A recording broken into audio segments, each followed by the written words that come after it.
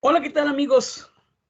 Sean todos cordialmente bienvenidos a esta plática dentro del ciclo de conferencias online que se están llevando a cabo en el marco del 38 aniversario de nuestra casa de estudios, la Universidad México-Americana del Norte. Agradeciendo al Departamento de Posgrado, quienes coordinan tan afinadamente este gran evento, perfectamente liderado por la maestra Laura Carballo. Yo soy el maestro Luis Ángel Carrasco Rodríguez, coordinador del Departamento de Tecnología Educativa y también catedrático del área de posgrado. Reciban antes que nada todos y cada uno de ustedes un afectuoso y respetuoso saludo de parte de nuestra rectora, la doctora Edith Cantú de Moret. El tema, la charla, la plática que el día de hoy vamos a tener, tiene mucho que ver con la situación que estamos viviendo, sobre todo en el enfoque del proceso de enseñanza-aprendizaje, el proceso educativo.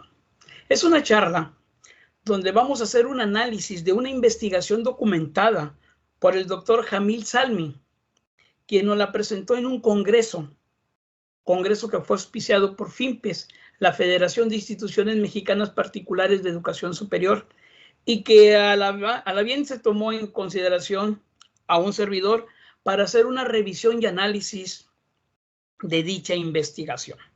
El tema, aprendiendo del pasado, adaptando el presente y preparando el futuro. Está muy interesante el enfoque en el cual el doctor Jamil Salmi profundiza su investigación.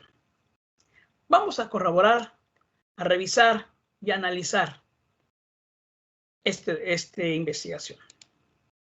Antes que nada, empezaríamos por conocer al doctor Jamil Salmi. Él nació en Marruecos. Es experto internacional en reformas de educación superior y trabaja actualmente como consultor independiente de gobiernos, agencias de cooperación y universidades, después de haber cumplido por muchos años el rol de coordinador de los programas de educación superior del Banco Mundial. Es el autor principal del último documento de políticas del Banco Mundial sobre educación superior. Dicho documento tiene por título Construir sociedades del conocimiento, nuevos desafíos para la educación superior. Esto por allá en el año del 2003. Él inicia su charla haciendo una referencia por allá en el año del 2012, cuando el rector de la Universidad de Stanford en California, en uno de sus discursos anuncia la venida de un tsunami, no haciendo referencia a las olas del mar, sino a la digitalización de las instituciones educativas, en especial las universidades.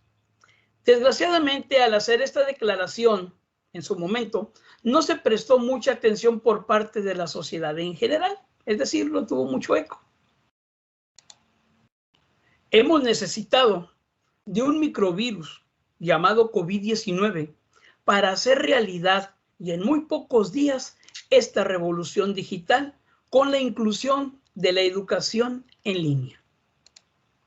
De hecho, desgraciadamente con esta pandemia hemos experimentado en todos los niveles de educación escolar una situación única y tristemente con resultados muy dolorosos, siendo estas las consecuencias inmediatas. Estudiantes, académicos y administrativos infectados, contaminados, algunos desgraciadamente muertos.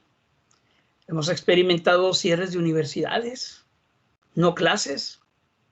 Con ello no hay investigación, no exámenes, estudiantes sin lugar o recursos para vivir, interrupción de la movilidad internacional, así como profesores y staff de universidades, desgraciadamente, despedidos. El esquema de la presentación y la charla que vamos a abordar la quiero proponer en 3 líneas. En la primera, abordaremos lo que hemos aprendido del pasado ante contingencias y situaciones muy similares a las que estamos viviendo el día de hoy. Vamos a ver qué es lo que hemos aprendido de todo ello. En una segunda etapa vamos a abordar el tema de cómo nos estamos adaptando al presente, cómo estamos viviéndolo, cómo lo estamos adaptando a nuestro entorno.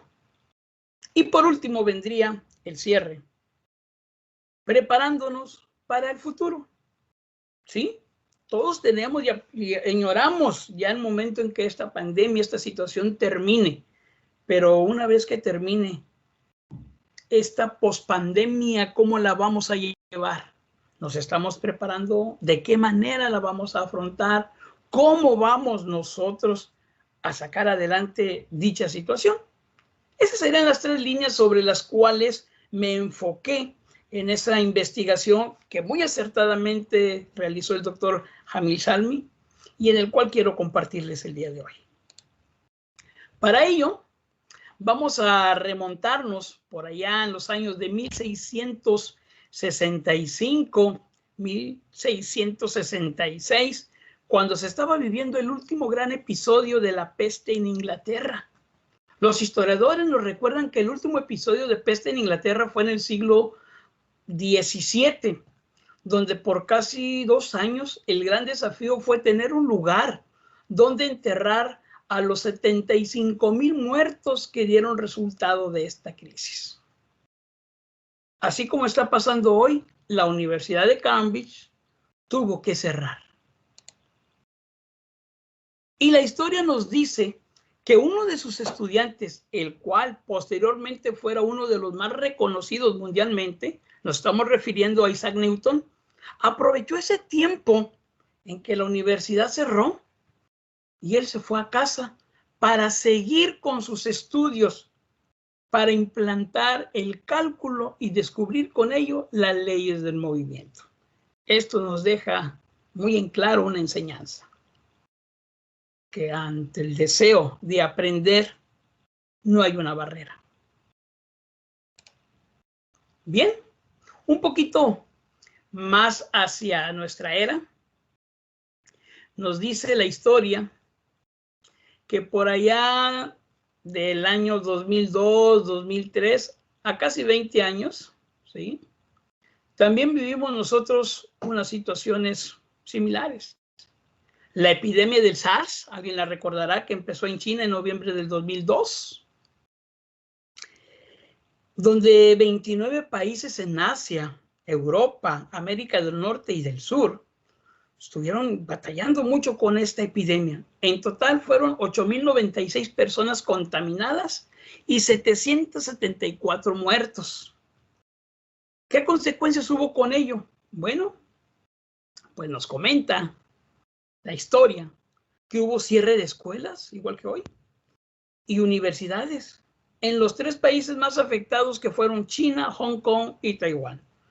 Algunas pasaron a educación en línea durante unos meses. Lograron subsistir, lograron sacar adelante. Nosotros también hemos vivido, México, no olvidemos, esa pandemia milenial, cuando afrontamos la influenza, el H1N1 en México, lo recordarán, ¿sí? También nosotros hemos tenido, de hecho, ha quedado con nosotros, sigue con nosotros. Como sociedad en un mundo globalizado, ¿qué hemos aprendido de todo esto? Es la gran pregunta. ¿Qué hemos aprendido de todo esto? Bueno, les comento que en 2010, en un intercambio cultural, nos dice el doctor que él fue a Singapur y su experiencia fue muy especial y sorpresiva.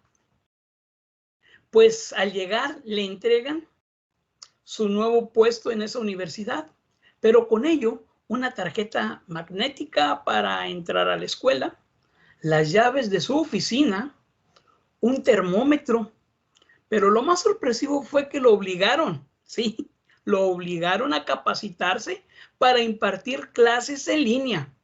Esto cuando él preguntó, le contestaron, por si acaso. De esto hace 10 años. Eso fue la experiencia que les dejó la epidemia del SARS y ellos cambiaron y se prepararon. Aquí la pregunta es, ¿cuántas escuelas aprendieron realmente esta experiencia? Desgraciadamente, casi ninguna escuela en el mundo se preparó seriamente para otra posible epidemia, cualquier eventualidad o catástrofe que se nos pudiera presentar.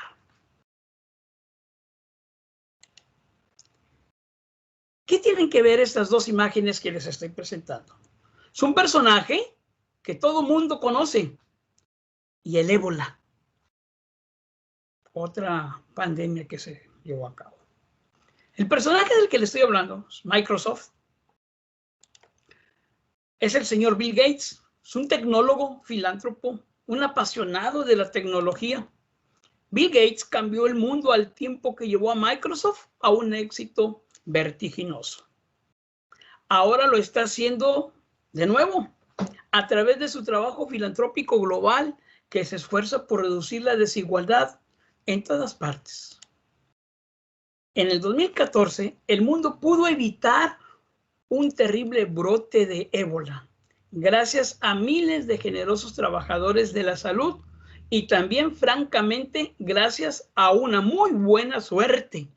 Efectivamente, tuvimos mucha suerte.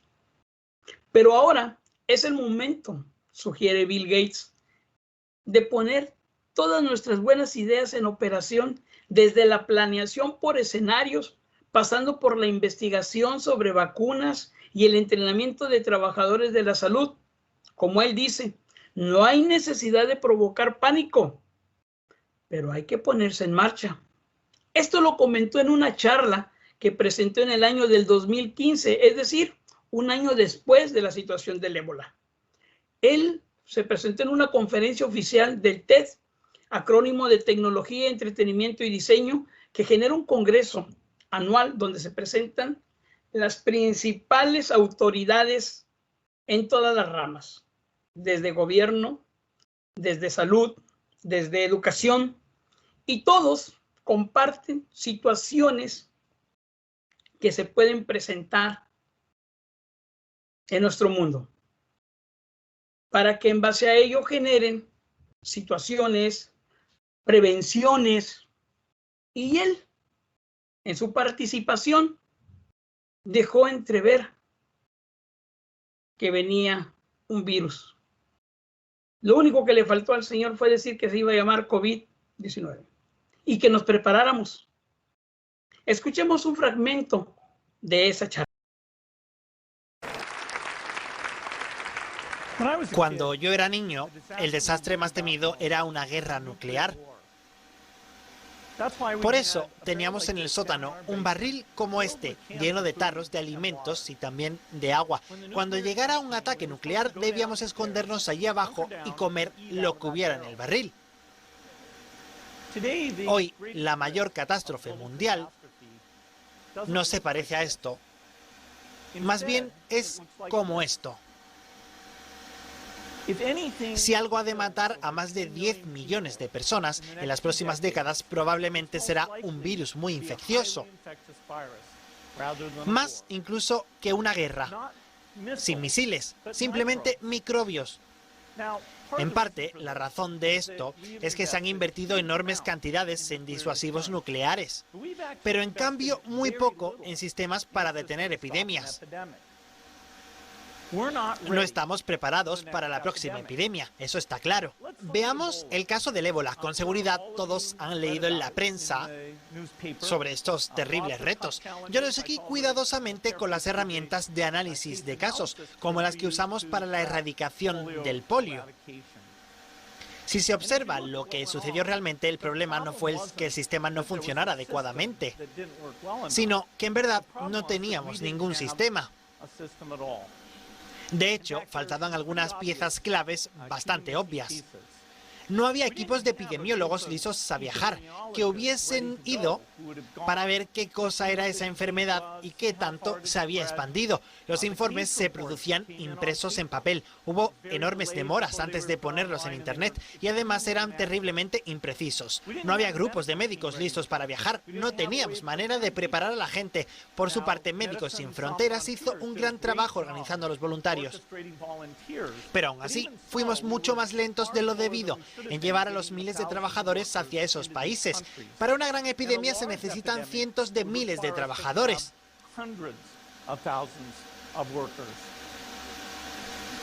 No había nadie dedicado a estudiar nuevos métodos de tratamiento. Nadie que estudiara los diagnósticos, nadie que estudiara cuáles instrumentos debían usarse. Por ejemplo, se podían haber tomado sangre de supervivientes para procesarla y aplicar ese plasma a la gente sana, para protegerla. Pero nunca se intentó. Hicieron falta muchas cosas. En realidad fue una fatalidad mundial. La OMS existe para monitorizar las epidemias, pero no hace nada de lo que estoy hablando. En el cine todo es muy diferente. Hay un grupo de epidemiólogos bien parecidos, listos a viajar. Se movilizan y salvan la situación, pero eso es solo en Hollywood. La falta de preparación podría hacer que la próxima epidemia sea mucho más devastadora que la del ébola incluso. Veamos el ébola y cómo se difundió este año. Murieron unas 10.000 personas, casi todas en estos 3 países de África Occidental. Hay 3 razones por las cuales no se expandió más. Primero, por el gran trabajo heroico de los trabajadores de la salud. Encontraban a la gente y prevenían más infecciones. Segundo, por la naturaleza del virus. El ébola no se propaga por el aire. Cuando alguien llega a ser transmisor, ya está tan enfermo que estará en cama. Tercero, no llegó a muchas áreas urbanas. Esto fue pura suerte. Si hubiese llegado a muchas más áreas urbanas, el número de casos habría sido mucho mayor. Pero la próxima vez podemos no tener la misma suerte. Podría ser un virus con el que los transmisores no se sientan mal y puedan viajar en avión o incluso ir al mercado. La fuente del virus podrá ser una epidemia natural, como el ébola, o puede venir de bioterrorismo. Así, muchos son los factores que podrían hacerlo, todo mucho peor. Por ejemplo, veamos un modelo de un virus que se propaga por el aire, como la gripe española de 1918. Aquí está lo que podría suceder. Se difundiría por todo el mundo muy rápidamente. Sabemos que más de 30 millones de personas murieron en esa ocasión. O sea, este es un problema bien serio. Deberíamos preocuparnos. Es posible construir un sistema de respuesta bien eficaz. Tenemos a favor a toda la ciencia y la tecnología de la que tanto hablamos. Tenemos móviles para recibir y difundir información al público. Tenemos mapas satelitales para ubicar a la gente y ver cómo se mueven. Tenemos avances en biología por los que cambia dramáticamente el tiempo de estudio de un patógeno. Y podemos fabricar vacunas que ataquen esos gérmenes. O sea, que sí tenemos los instrumentos, pero hay que ponerlos al servicio de un sistema mundial general de salud. Y necesitamos estar preparados. Las mejores lecciones, pienso, de cómo prepararnos son, otra vez, todo lo referente a la guerra. En cuanto a soldados, los tenemos de tiempo completo, listos para desplazarse. Tenemos reservistas que pueden aumentar el número enormemente. La OTAN tiene unidades móviles que pueden activarse con rapidez. Esta organización hace simulaciones para ver si la gente está bien entrenada, si entienden bien cómo manejar los combustibles y toda la logística, al igual que con las radiofrecuencias. O sea, que están absolutamente listos para desplazarse. Este es el tipo de cosas que tenemos que hacer para las epidemias. ¿Cuáles son las piezas clave? Primero, necesitamos sistemas de salud fuertes en los países pobres. O sea, que las madres puedan dar a luz de manera segura, que los niños tengan todas sus vacunas, también que podamos detectar el brote desde el principio. Necesitamos contingentes de reserva médica, suficiente personal con el conocimiento y entrenamiento, listo para desplazarse con todas las habilidades. Y luego hay que equiparar estos médicos con los militares y beneficiarse de la capacidad de estos para moverse rápidamente, hacer logística y tener áreas seguras. Hay que hacer simulaciones, ensayar campañas antigérmenes, no campañas de guerra, para detectar dónde están agujeros. La última vez que se ensayó una campaña antigérmenes en Estados Unidos fue en 2001 y no fue buena. Hasta ahora el marcador va gérmenes 1, gente 0. Además, se necesita mucha investigación y desarrollo en áreas como el diagnóstico y en vacunas. Hay avances importantes como los del virus adenoasociados, que pueden actuar muy bien y con gran rapidez. Aunque no conozco el presupuesto exacto de lo que esto podría costar, sí estoy seguro de que sería muy poco comparado con el daño potencial. El Banco Mundial calcula que una posible epidemia mundial de gripe costaría no menos de 3 billones de dólares, con millones y millones de muertes. Las inversiones necesarias conllevan beneficios bien significativos, más allá de simplemente alistarnos para las grandes epidemias. Los servicios primarios de salud, la investigación y el desarrollo son asuntos que reducirían la desigualdad en el tema de salud y harían más justo y seguro este mundo. Por eso pienso que esto debe ser una prioridad absoluta. Sin necesidad de pánico, no tenemos que esconder latas de pasta ni meternos en los sótanos. Pero sí tenemos que actuar ya, porque el tiempo corre. En realidad, si hay algo positivo que puede derivarse de la epidemia del ébola, es que pudo servir de alarma temprana, de despertador, para que nos alistemos. Si empezamos ahora, tal vez estaremos listos para la próxima epidemia.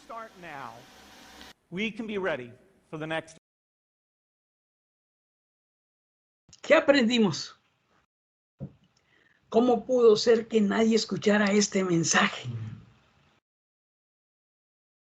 Bueno, lo que se aprendió es el aprendizaje en línea puede compensar de cierta manera el proceso de enseñanza-aprendizaje. Aprendimos que casi ninguna universidad en el mundo se preparó para otra posible epidemia o cualquier otro tipo de catástrofe. Aprendimos que tiene que trabajarse mucho con la infraestructura digital adecuada, que tenemos que desarrollar habilidades y la capacidad de enseñar y aprender en línea, hacer análisis de riesgos y planificación para contingencias, ya sean guerras, crisis económicas o financieras o cualquier tipo de catástrofe. Sin embargo, existía una gran desconfianza hacia la educación virtual. Bien, eso es lo que hemos aprendido del pasado. Ahora, haciendo un análisis, podríamos nosotros revisar qué hemos aprendido no solamente en México, sino también en todo el mundo. Hasta esta pandemia existía una enorme desconfianza hacia la educación virtual. Era interesante ver cómo las instituciones del aseguramiento de la calidad y acreditación usualmente no incluían los programas en línea dentro de su agenda, por lo que existen organizaciones separadas, ya que se considera otra manera de aprender y en muchos casos considerado como algo de segunda calidad. En 2014 se aprueba en Perú la primera ley de educación superior. Es interesante ver que tienen algunas reglas que castigan, ¿sí? Castigan a los que van por la educación en línea. Por ejemplo, la ley peruana decide que uno no puede ser decano de una facultad, no puede ser rector de una universidad, un profesor que ha conseguido su doctorado en línea. En Sudáfrica, hasta hace poco, las universidades públicas tenían prohibido ofrecer programas en línea. Existía una sola universidad a distancia, UNISA, que tiene alrededor de 400,000 estudiantes, pero tenía el monopolio de esta educación, considerada por muchos con menos calidad que la educación presencial. Bien, en el esquema que estamos viendo a continuación, ahora veamos cómo las universidades se han adaptado al presente, las universidades a través del mundo. Estas imágenes tristemente, pues por un tiempo muy significativo no las volveremos a tener. Extrañamos esos congresos presenciales, ese intercambio cultural, ese intercambio de conocimientos, todo lo que embonaba esta era de compartición de información y de conocimientos. Ahora vemos cómo las universidades se han adaptado al presente de una manera pues, muy distinta. Estas fotos reflejan un pasado nada lejano, el cual estoy seguro añoramos todos, maestros, administrativos y principalmente los alumnos. Y de hecho, nos aparece hasta algo muy nostálgico, donde estábamos todos de manera presencial en el campus. Nuestra universidad, tenemos un campus nuevecito. Ansiosos estamos porque los chicos regresen a disfrutar de sus instalaciones. Ojalá y Dios quiera sea muy, muy pronto. Desgraciadamente hoy encontramos nuestros campus, salas audiovisuales, salas de conferencias completamente vacías, como resultado tristemente de esta pandemia. Lo interesante es ver cómo algo que era como una actividad innovadora, original, de algunos cuantos maestros, hoy se ha transformado muy rápidamente en la principal plataforma para enseñar y aprender educación virtual o educación en línea, ya sea semipresencial o a distancia. ¿Qué se ha requerido para dar el cambio en la educación en línea? Bueno, buenas conexiones al Internet, plataformas LMS, que es el sistema de gestión del aprendizaje, el hecho de que seas un virtuoso en el manejo de las redes sociales, de los videojuegos, etcétera, no nos garantiza para nada que sepas enseñar y o aprender en línea. Y por último, importantísimo y significativo, que exista un alineamiento entre la educación en línea y la evaluación de modalidad virtual. Es muy importante. Hay mucho que hacer en ese espacio, en ese punto. Estos serían los requerimientos, pero como todos sabemos ante la situación, como se presentan las cosas, no todos estamos bien preparados y actualmente estamos teniendo algunas dificultades muy serias. Recursos digitales, profesores capacitados, estudiantes preparados. El alineamiento entre la educación en línea y la evaluación es sumamente importante para la veracidad de este proceso.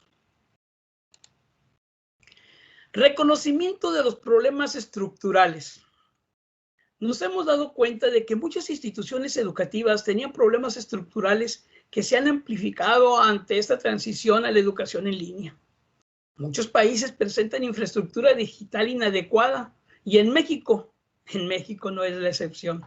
De hecho, en nuestro estado y en especial en nuestro municipio, estamos conociendo zonas donde ya no solo se carece de servicios de comunicación digital, estoy hablando ya de internet con fibra óptica, sino que simplemente hay zonas donde no hay acceso a este servicio. Y esto sin contar con la falta de servicios primarios como son la luz eléctrica, que últimamente ha estado generando muchos estragos, ¿sí? Al menos en nuestra ciudad. Esto sin dejar de ver que no solo muchos estudiantes carecen de dispositivos electrónicos para tomar sus clases, sino que hasta los mismos académicos presentan dicha situación. Hay mucho que hacer en este sentido. Veamos el caso de estas dos jóvenes que eran compañeras de clase en una escuela. Vean que al momento de que se cierra la escuela presencial y la vamos a continuar a distancia o digital, veamos el comparativo de las dos chicas. La chica del lado izquierdo, pues regresa a casa, tiene un estatus económico, la cual pues no le va a presentar algún problema para poder continuar estudiando.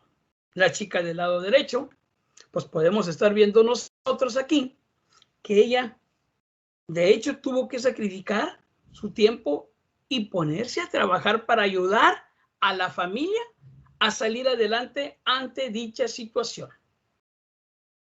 Con ello, se manifiestan las disparidades, desigualdades del acceso a la educación en línea. En esta imagen, algo cruel y dura a la vez, ¿verdad? Se muestra a estas dos chicas, ¿sí?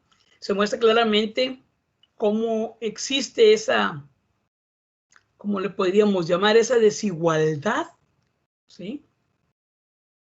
Y que desgraciadamente, ¿sí?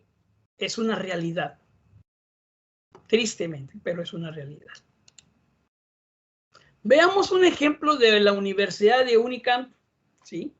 Que fue la primera universidad brasileña que cierra y pasa a la educación en línea. Esto en el 2020, el 12 de marzo.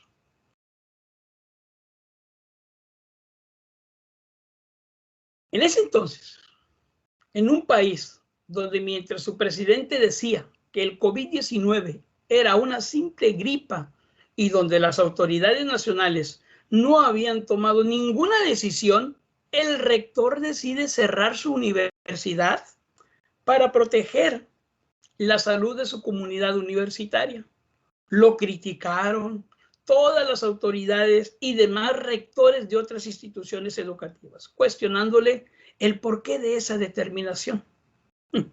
Lo irónico es que una semana después, todas las instituciones educativas de ese país hacían exactamente lo mismo. Qué cosas, ¿verdad? En cuanto a la calidad, integridad y participación de los estudiantes, aquí hay mucho por hacer. ¿Cómo diseñar e implementar educación en línea? ¿Por qué no se trata de grabar o buscar un video en YouTube que aborde un tema y enviarlo a los estudiantes y esperar que el aprendizaje se dé por sí solo en los alumnos? Esto para nada es una práctica de enseñanza, ¿sí? Para nada. El darte un video, darte una dirección o compartir a nuestros alumnos y que de ahí me hagan un mapa mental, de que de ahí me hagan, eso no es realmente el significado legible de lo que es enseñanza semipresencial.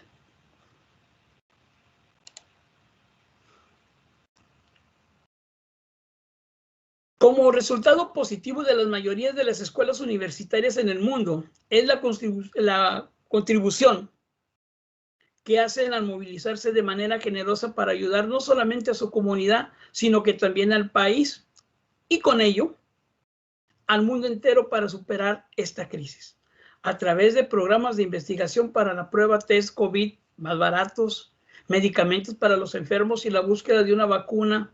En el caso de nuestras universidades en México, ha habido mucha participación directamente en este sentido. La contribución de las universidades ante esta situación ha sido muy significativa, muy importante y sobre todo muy trascendental. Podemos ver el caso en Vietnam. Una universidad de este país inventó un test para identificar este virus 3 veces más rápido que las pruebas normales y sobre todo mucho más barato que lo que tiene el costo de la prueba original. Si vemos la Universidad de Oxford, otra universidad internacional, es una de las que ha avanzado mucho en el desarrollo de la vacuna en contra del COVID-19. Están trabajando arduamente. Bendito Dios, por ahí ya están las pruebas, ya están en fases finales. Dios quiere y pronto ya esté aplicándose con éxito.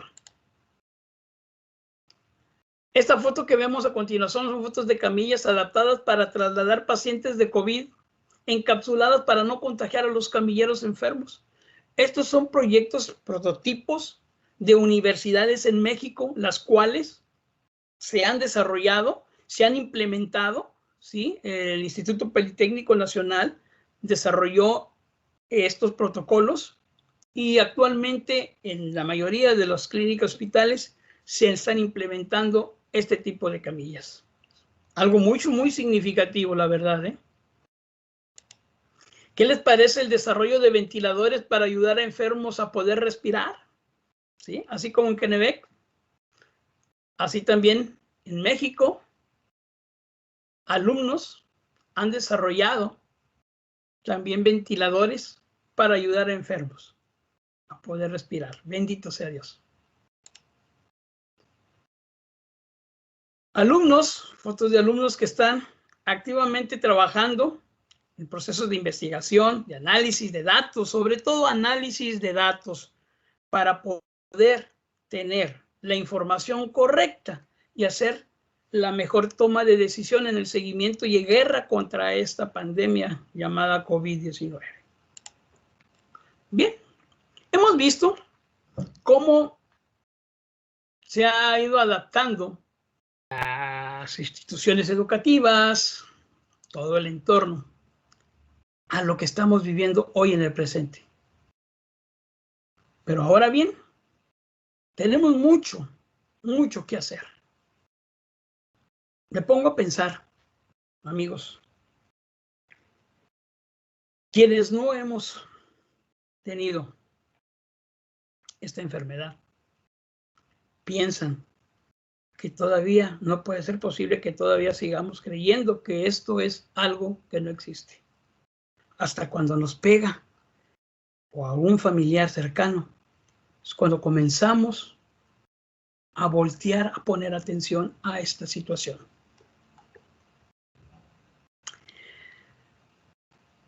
Hay cosas muy interesantes que podríamos ponernos a analizar.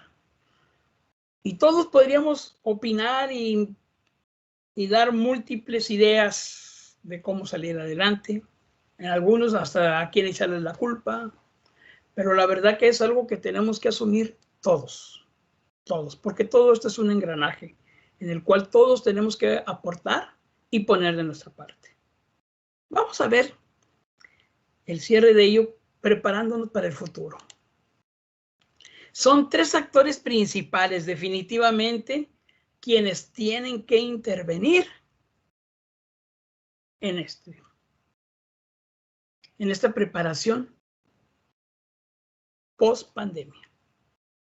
Son los gobiernos, son las universidades, son las empresas y otras organizaciones.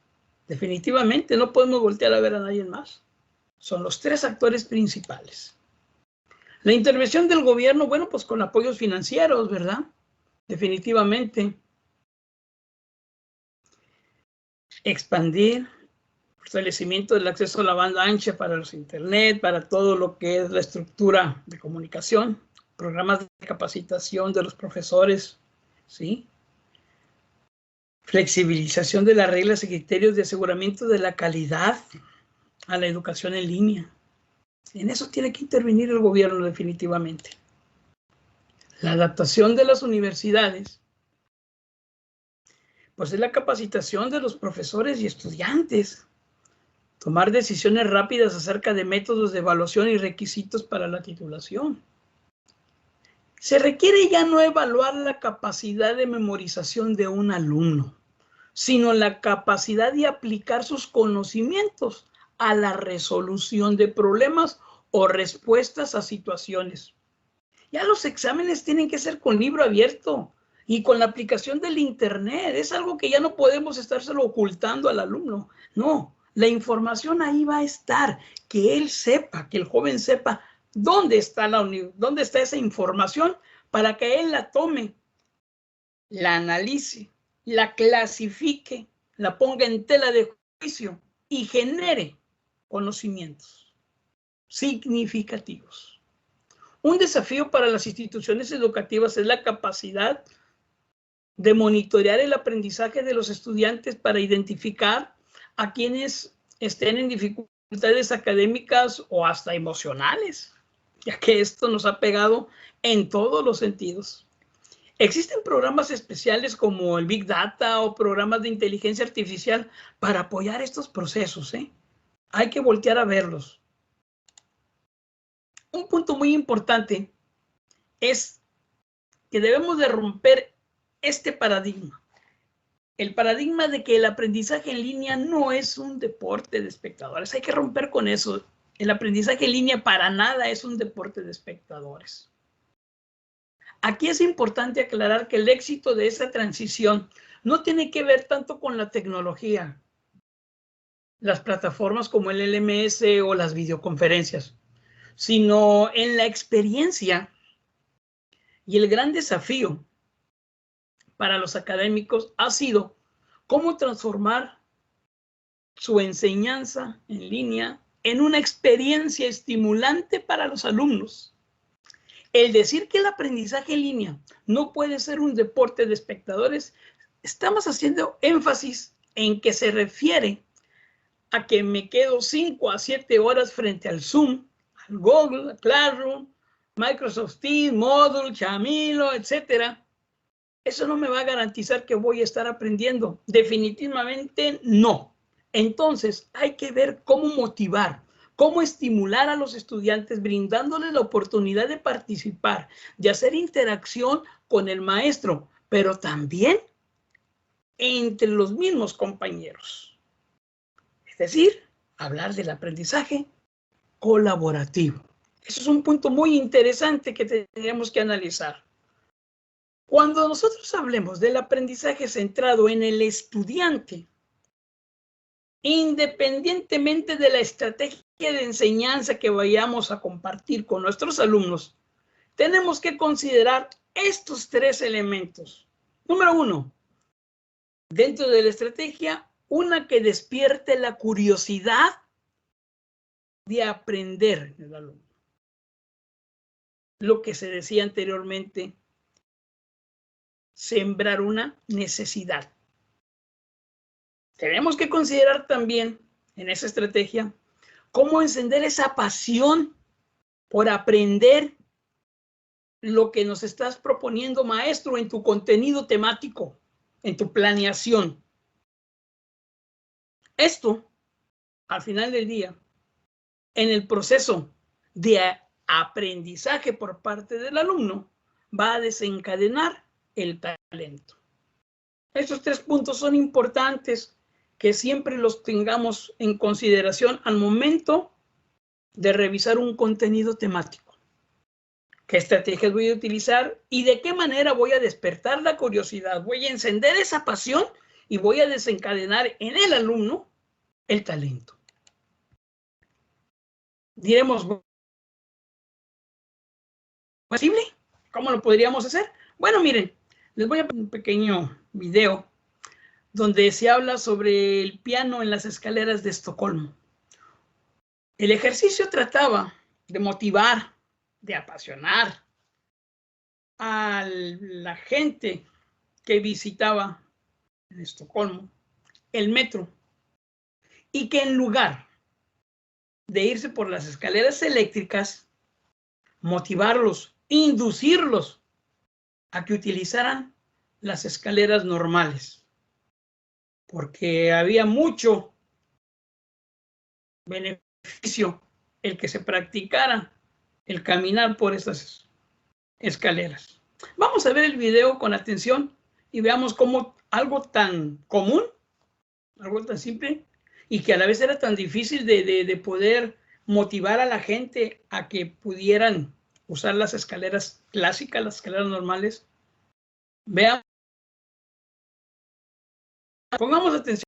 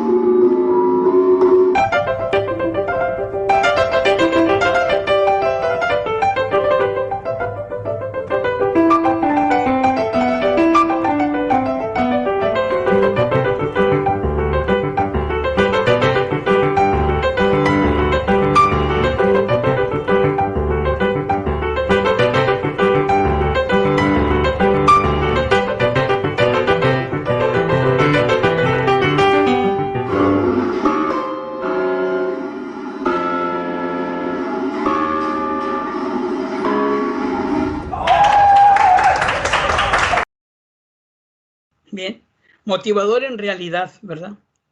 Bien, la educación en línea debe de ser con calidad, ¿sí? Entonces, es necesario, definitivo.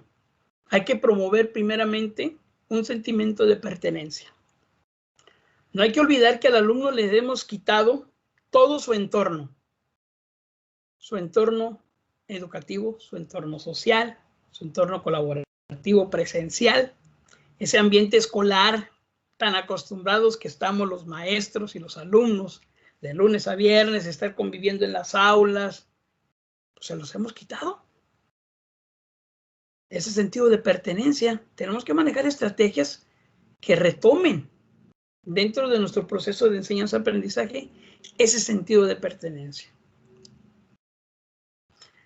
Explicar bien las expectativas de aprendizaje, aplicar tecnologías fáciles de acceso y uso, hacer participar a los estudiantes, ofrecer retroalimentación y evaluaciones, sobre todo significativas, que el alumno sepa cuál es el objetivo de mi materia que estoy cursando. Más innovaciones, bueno, pues podemos ver aprendizaje activo, interactivo, centrado en el estudiante, aprendizaje experiencial, evaluación alineada, uso apropiado de tecnologías, inteligencia artificial, big data, realidad virtual, en fin, tantas herramientas que hay y que ya se ponían como iniciativa propia de cada maestro, se ponían en práctica y eran muy significativos en el aprendizaje del alumno. Hay que retomarlos, hay que verlos y ahora estandarizarlos. Es necesario, muy necesario. Bien, esta imagen que tenemos a continuación, yo creo que va a englobar todo lo que es el proceso de apoyo y sustento del uso apropiado de la tecnología en el proceso de enseñanza-aprendizaje. Si vemos bien nosotros nuestra imagen, es un triángulo, donde en su base izquierda nos habla del currículum. Tenemos que revisar los contenidos temáticos, es una necesidad. Tenemos que ver los contenidos temáticos para hacerlos más digeribles, ver esos contenidos que van a dejar una esencia de aprendizaje en el alumno. Hay que revisarlos, hay que analizarlos. ¿De qué manera los podemos hacer impactantes en nuestro alumno? La pedagogía, la estrategia que voy a utilizar, cómo la vamos a aplicar, cómo vamos a desarrollar ese aprendizaje conjunto con el alumno. Bueno, serían esas dos fases importantes. Y en las dos soporta ampliamente la tecnología. En la punta tenemos el sistema de evaluación. Tenemos que cambiar nuestro sistema de evaluación cuando estamos trabajando educación en línea. Definitivamente. No podemos seguir como lo hacíamos presencial. Considero yo que hoy en día importantísimo es que el alumno sepa dónde está la información y que desarrolle un producto el cual compruebe el aprendizaje que ha obtenido él. Estos tres elementos, llamados triángulo de oro, fue el resultado de esa investigación que el doctor Jamil Salmi aplicó ante esta situación pandémica. Tenemos que enfocarnos en qué es lo realmente importante y trascendental que aporta mi materia a esa currícula, a esa carrera. Tenemos que enfocarnos de qué manera, bajo qué estrategias voy a llevar a cabo ese proceso de enseñanza para que sea significativo en el aprendizaje del alumno. Y tendría también que revisar las estrategias de evaluación que podría aplicar. Esos serían los tres puntos importantísimos que nos habla, ¿sí? Es el punto importantísimo que nos habla el triángulo de oro. Es la alineación entre estas tres dimensiones. El uso apropiado de las nuevas tecnologías, recurriendo a lo que es la inteligencia artificial, el big data, la realidad virtual, ¿sí? Entonces, es importantísimo considerarlo. Ahora bien, dirás, ¿pero cómo? Bueno, para ello, veamos algunas imágenes que ilustren lo antes descrito. Vemos aquí esta imagen.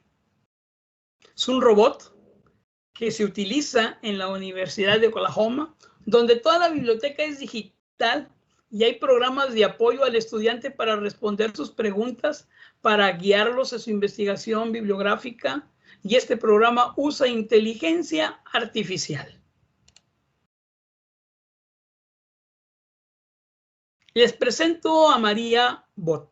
Aquí otra foto de un asistente que se llama María Bot y es capaz de apoyar al estudiante con sus preguntas. Es la asistente del profesor y aquí se observa una gran multiplicación de androides como apoyo en la enseñanza. Fíjense bien, esto no es resultado de esta situación pandémica. Esto era algo de lo que nos hablaba, ¿sí?, el rector de aquella universidad, ¿sí?, donde decía que se venía un tsunami en cuanto a digitalización. Ya se estaba visualizando estas aplicaciones. Hoy, ante la situación pandémica, pues esto acelera todos estos procesos, ¿verdad? ¿Qué podemos decir de esta universidad en Nueva Zelanda? Ellos ya aplicaban desde antes de la pandemia plataformas para el manejo de la realidad virtual para trabajos aplicados, simulaciones, visita del campo a través de estas plataformas virtuales. Muy interesante el proceso. Tuve la oportunidad en una universidad de México, va a ser más claros, el Politécnico Nacional. Manejan los simuladores para la revisión y seguimiento de los ductos de Pemex. Y el simulador los forma de una manera que cuando ya llegan a programas reales donde se están revisando resistencia de materiales y todo ello, los tienen tan identificados gracias a todas estas tecnologías.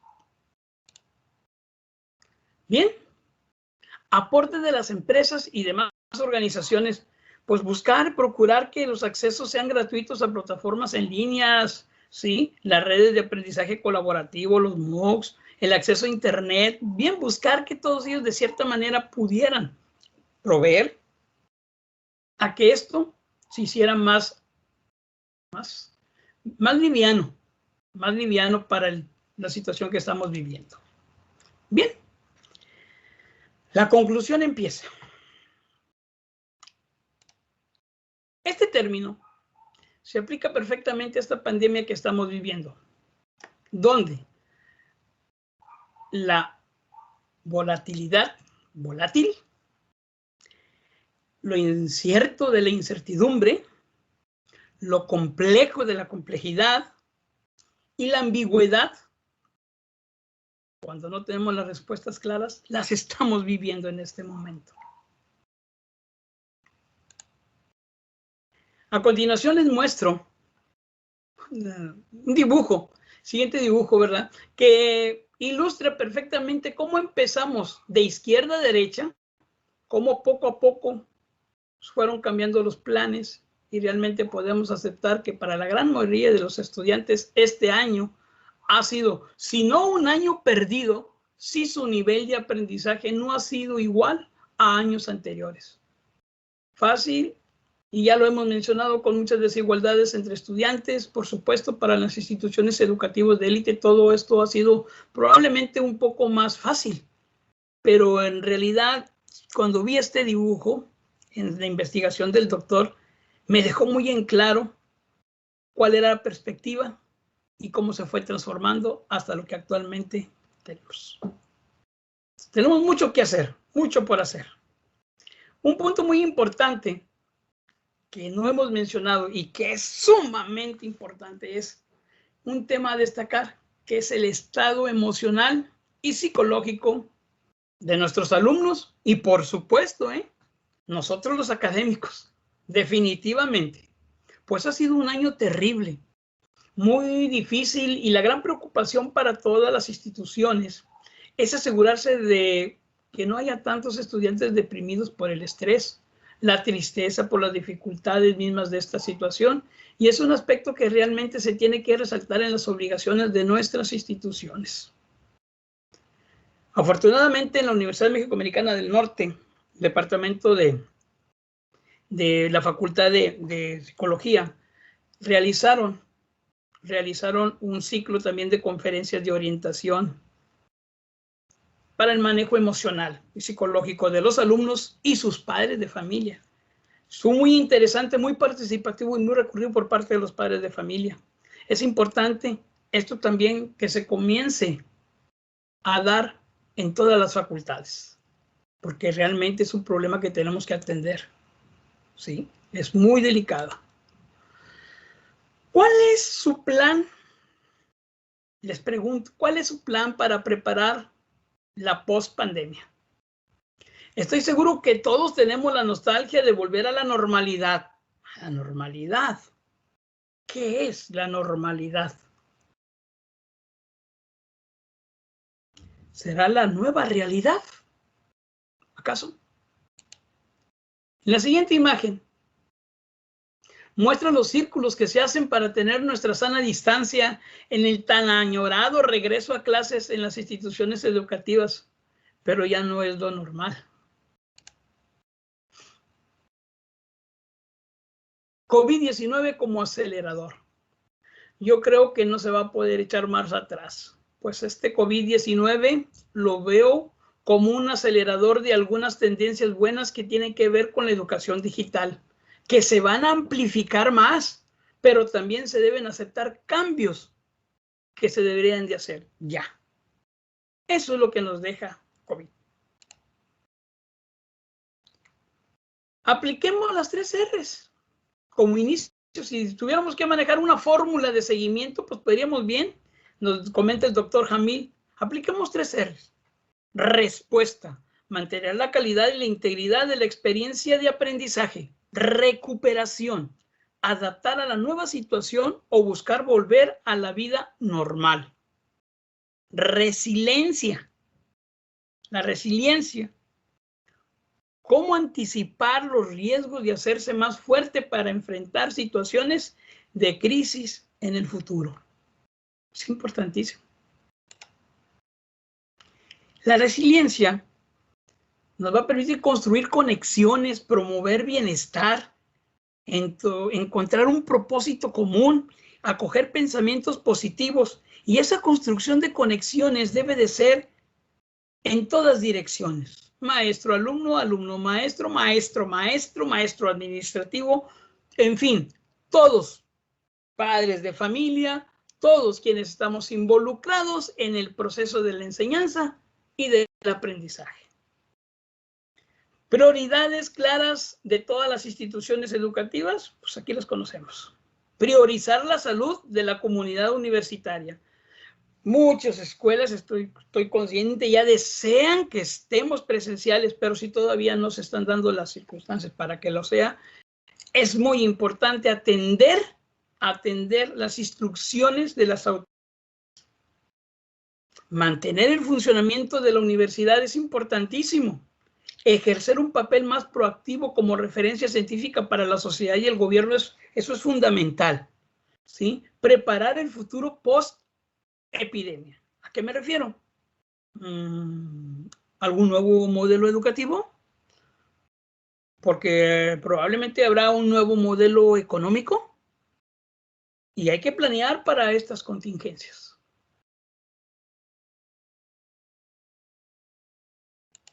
Quiero terminar con una cita muy antigua del filósofo romano Séneca, que nos dijo hace 2000 años y me parece muy importante hoy en día para todas las universidades y para todas las instituciones educativas.